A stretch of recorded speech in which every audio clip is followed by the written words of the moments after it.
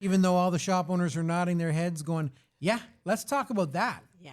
Let's talk about the right to repair. Here's what I'll say first off about the right to repair in the shops is I had a great conversation with another shop owner, and this was just a reality, right? As a shop owner, as a technician, you don't necessarily want to be up there waving your whatever colored flag that you don't have access to the info, because we are the problem solvers for our customers.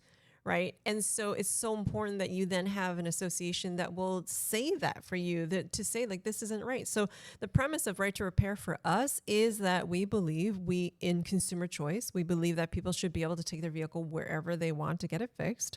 That Like a democracy? I mean, shocking. Wow. Yeah, I know. And for us too, that, you know what, it's a bit wild to me that I have a 310S, right? I'm a Red Seal. I've got the training and the tools, and there might come a point in time where I need to pay my buddy over at the dealer who also has a 310S, who also to fix my car because I don't have access to info. Like, it doesn't happen in any other trade. If you're an electrician, if you're a plumber, you're not calling somebody else and paying them to fix your stuff, you know? So it is a bit crazy to me to think that might happen one day if we continue to not resolve right to repair. So it's, again, this idea that we have the right to access to information, that we are more than qualified to do the repairs. And so that's what we're advocating for.